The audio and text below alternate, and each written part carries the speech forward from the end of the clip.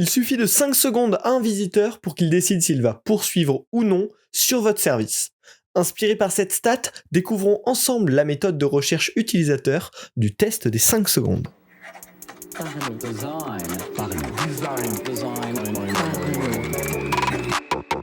La saison 5 de Parlons Design est sponsorisée par The Kakatoes Theory, le site des product design. Salut, c'est Romain Pinchna, bienvenue dans Parlons Design pour discuter aujourd'hui du test des 5 secondes. C'est une méthode UX hyper pratique et surtout qui se confronte à des vraies problématiques existantes. Aujourd'hui, notamment sur le web, quand on design une landing page ou n'importe quel site web, le rebond est un sujet clé. C'est-à-dire combien de personnes vont cliquer sur un lien, notamment depuis une recherche sur un navigateur web, vont arriver sur votre site et vont repartir immédiatement. Pourquoi c'est hyper important ? Parce que c'est la réponse instinctive des utilisateurs à l'affichage de votre page. Et en fait, ça montre que les décisions déjà des utilisateurs sont prises hyper rapidement. Un gros taux de rebond, ça veut dire qu'il y a beaucoup d'utilisateurs qui partent dans les premières secondes d'affichage du site. Et ça veut donc dire, en termes de design, que la hiérarchie de l'information est hyper importante. Parce qu'elle permet d'optimiser le fait de transmettre le bon message à nos utilisateurs, le fait d'attirer leur attention et le fait de les garder sur la plateforme, de les emmener plus loin à la découverte du service.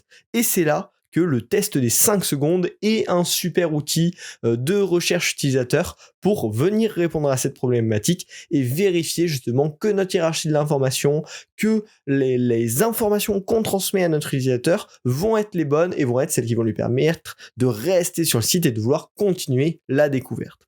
Donc, cette méthode du test des 5 secondes, elle est adaptée pour plusieurs choses côté utilisateur, mais notamment pour mesurer les premières impressions d'un visuel et analyser l'impact de la structure d'un contenu. Si le contenu est bien structuré, le message va bien les marquer. Si la première impression est bonne, potentiellement on va augmenter les chances qu'il reste. Et donc ça sert vraiment à ça, ce test des 5 secondes, voir est-ce que c'est bien structuré, est-ce que l'information clé est transmise immédiatement à notre utilisateur. Et donc on va pouvoir l'utiliser pour tester plein de supports.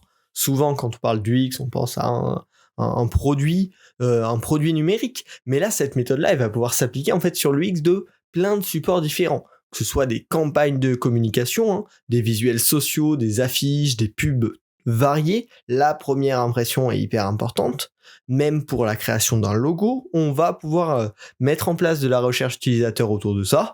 Bien évidemment sur un site web, notamment une landing page, mais également potentiellement sur des applications, sur des services un peu plus complexes. Alors en général plutôt sur les parties d'onboarding, ça va être dur de tester des interfaces complexes avec ce test des 5 secondes, mais c'est une méthode de recherche utilisateur qui peut s'appliquer à tout ce spectre de support qu'on touche rarement avec les méthodes classiques de test utilisateur. Alors maintenant j'espère vous avoir mis un petit peu l'eau à la bouche. Comment ça marche ? Alors premièrement, il va vous falloir un visuel statique à tester. Bien évidemment, le mot statique est hyper important là-dedans. Faut pas qu'il y ait besoin d'interaction. Comme son nom l'indique, c'est 5 secondes le test. Donc forcément, il faut un visuel qui va être affiché, qui va disparaître et sur lequel on va poser des questions derrière.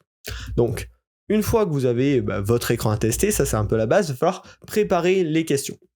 L'idée, c'est d'avoir une question principale sur l'impression, l'information captée par l'utilisateur.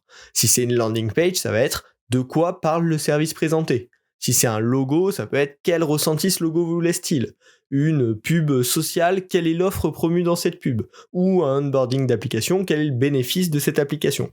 Le but, c'est d'avoir une question hyper claire qui, après visualisation du visuel testé, va permettre de recueillir est-ce que l'utilisateur a trouvé, a reçu l'information qu'on essayait de lui transmettre. Et bien sûr, vous pouvez prévoir des sous-questions d'exploration sur le sujet évoqué. Quels sont les éléments qui vous ont provoqué cette impression ? Est-ce que l'information que vous avez perçue vous intéresse ? Est-ce que ça vous donne envie de creuser, d'aller plus loin ? Vous pouvez imaginer toutes sortes de questions qui vont vous permettre d'approfondir cette première impression vécue par l'utilisateur. Une fois que vous avez donc votre visuel à tester et vos questions qui sont préparées, il va falloir effectuer bien évidemment le test. Pour ça, rien de plus simple. Il faut recruter des participants et leur dire « Attention, on va vous présenter un écran pendant seulement 5 secondes, regardez-le et on en discute jusqu'à après. » Vous affichez l'écran, 1, 2, 3, 4, 5 secondes. l'écran disparaît, et maintenant vous allez discuter avec votre utilisateur pour avoir ses ressentis, pour comprendre les informations qu'il a compris justement, et en tirer vos conclusions. Donc c'est vraiment hyper simple à mettre en place, c'est une analyse tout simplement de la capture d'informations faite par vos utilisateurs. Alors là, on pourrait sembler avoir fait le plus dur, mais bien évidemment, ce qui va apporter le plus de valeur, c'est l'analyse derrière tout ça. On en parle tout de suite, mais d'abord, on va parler du sponsor du jour, Zairo. Zairo est un créateur de sites web no-code qui vous permet de créer hyper facilement des sites sur mesure avec un système de drag and drop d'éléments.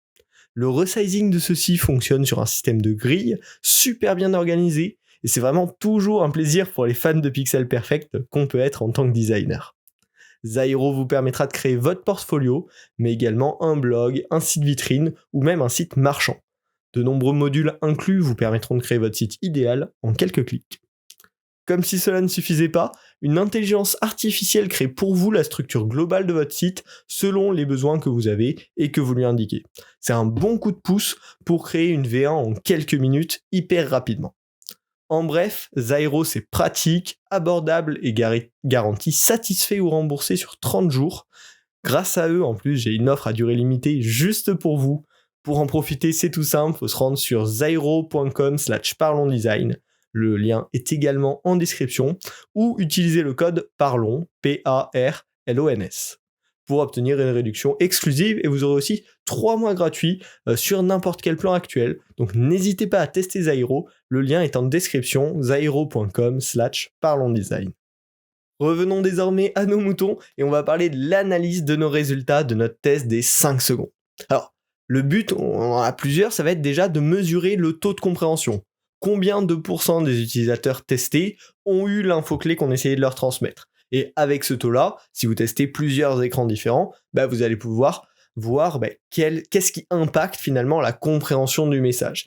Est-ce qu'en 5 secondes, la plupart des utilisateurs à qui on a montré ont réussi à voir l'information qu'on essayait de leur transmettre? Ça, c'est une première mesure hyper intéressante à analyser.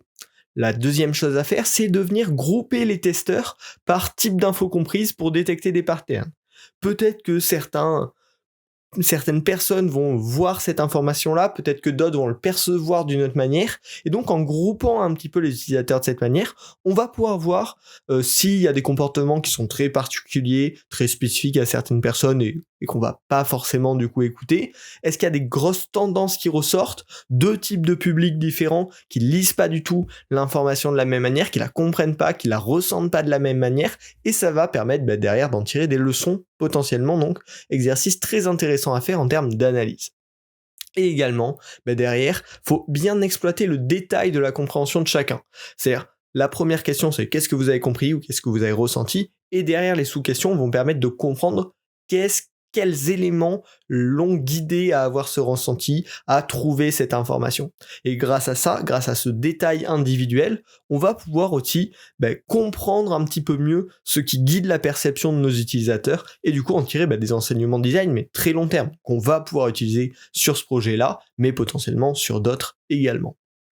La dernière astuce en termes d'analyse, c'est qu'on peut aussi s'amuser à se faire ce test des 5 secondes avec plusieurs variantes en mode A/B test. C'est-à-dire, à l'origine, on va préparer plusieurs écrans statiques différents et en fonction des utilisateurs, on va pas leur montrer le même et on va voir les statistiques, le taux de compréhension sur chaque écran, les groupes de testeurs qu'on peut faire sur chaque écran pour voir comment le layout, comment l'information affichée impacte la compréhension. Donc voilà, il y a plein de choses à faire avec ce test, à l'origine extrêmement simple et il s'applique vraiment très bien aux problématiques de transmission rapide de l'information qu'on rencontre de plus en plus aujourd'hui. Donc je vous invite vraiment à mettre en place cette méthode si elle répond à vos problématiques. Comme toujours, le design, il n'y a pas de méthode absolue, c'est tout à fait contextuel en fonction des cas, en fonction des besoins. Donc si vous avez besoin d'analyser la transmission de l'information entre un élément et votre utilisateur, la méthode des 5 secondes peut complètement convenir à ça. Si l'épisode vous a plu, si vous en voulez plus, je vous invite à vous abonner au podcast Parlons Design. Ça sort toutes les semaines sur toutes les plateformes de podcast. Et si vous êtes déjà abonné, c'est le moment de le partager pour permettre à vos collègues, à vos amis de découvrir le podcast. N'hésitez pas à le faire partager sur LinkedIn, sur Twitter, sur vos Slack d'entreprise. C'est ça qui permet au podcast de grandir. Et puis c'est toujours cool de le voir grandir comme ça grâce à tous les auditeurs. Voilà. On se retrouve la semaine prochaine pour un nouvel épisode. Salut. Parlons design. Parlons design. Design. Parlons design.